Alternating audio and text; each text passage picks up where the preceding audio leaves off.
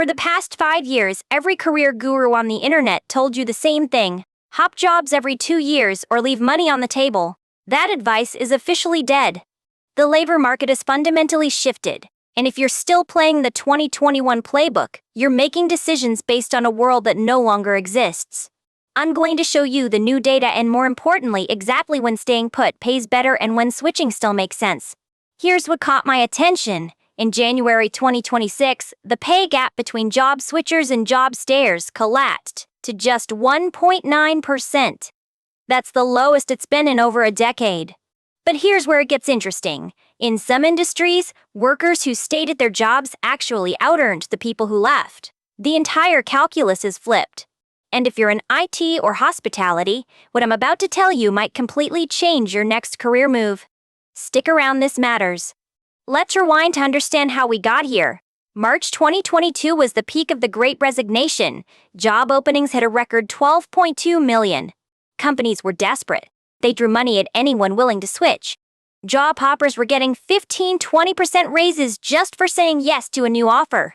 Every career article, every LinkedIn post, every podcast, including ones like this, pushed the same message: loyalty is dead, hop or get left behind. And honestly, that advice was right at that time. In 2023, job switchers earned 7.7% more while stayers got just 5.5%. The math was obvious.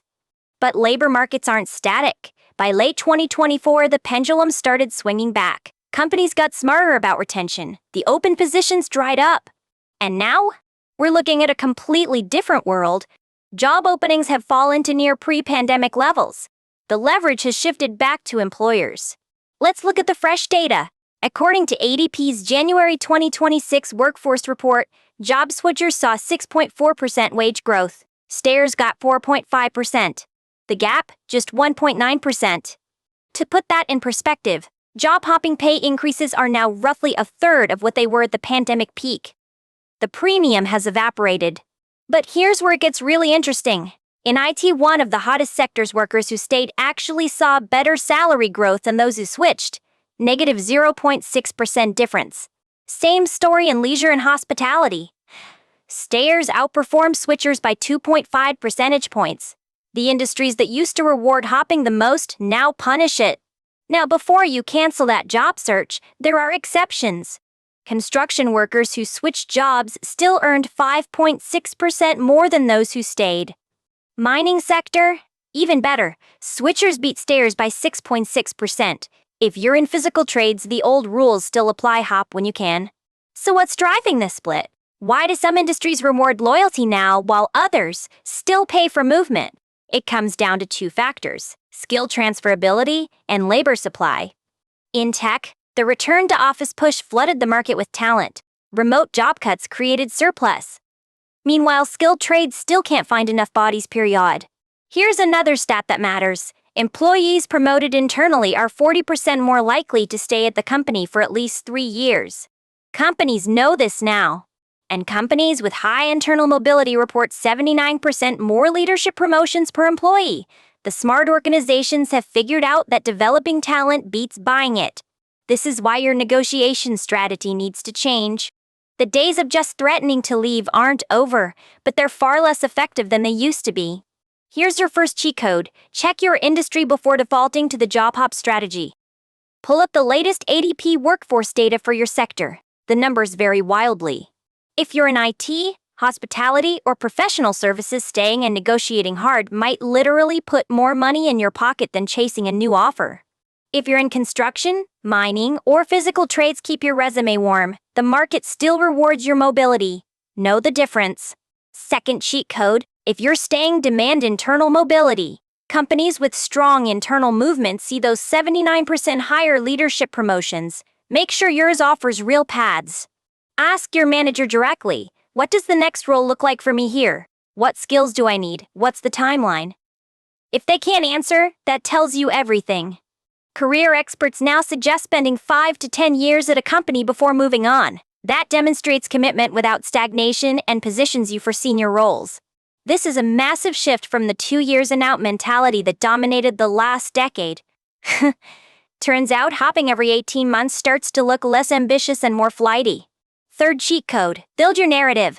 In 2026, explaining your career decisions matters as much as the decisions themselves. Practice your story.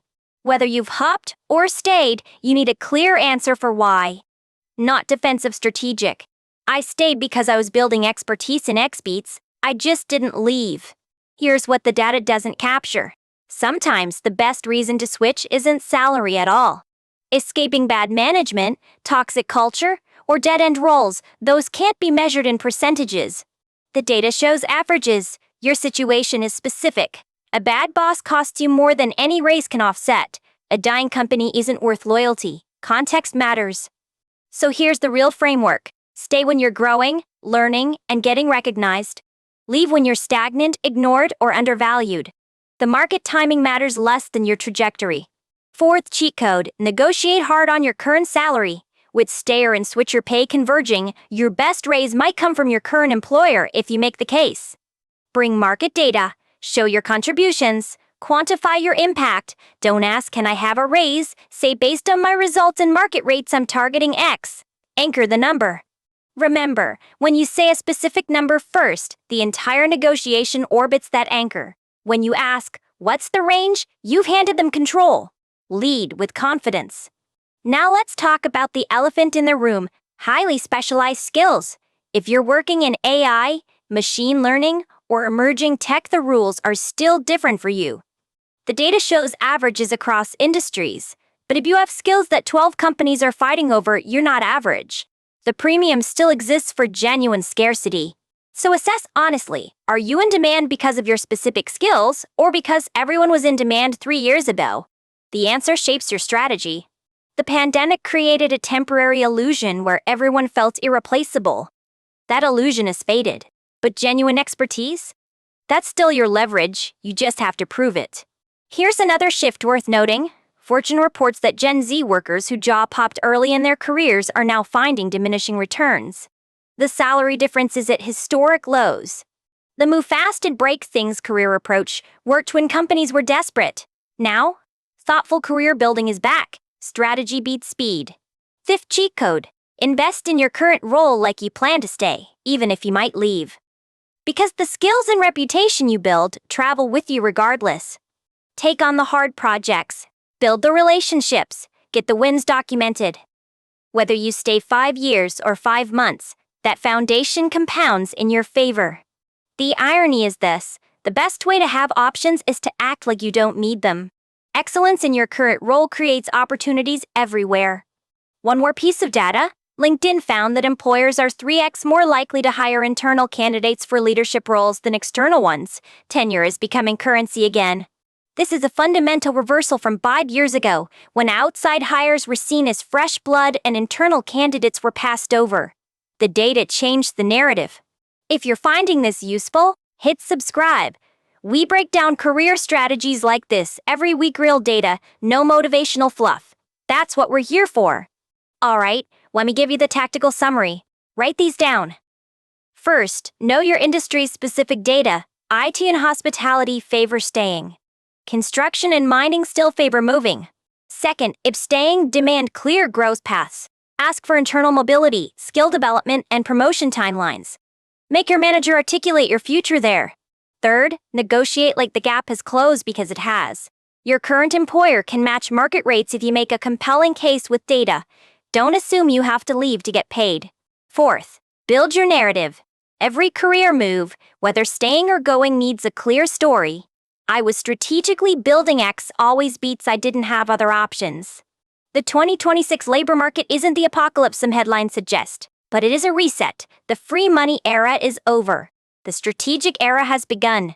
The people who thrive now will be the ones who played a long game, not the ones who chase every shiny offer, and not the ones who stay out of fear. The strategic middle wins. So here's your cheat code for this week. Stop asking, should I stay or should I go, and start asking, what's the strategic move in my specific situation right now? The one-size-fits-all advice is dead. Good riddance. Your career deserves better than generic rules written for a market that no longer exists. Know your industry. Know your leverage. Build strategically. That's how you win in 2026 and beyond. I'll see you next week with another cheat code.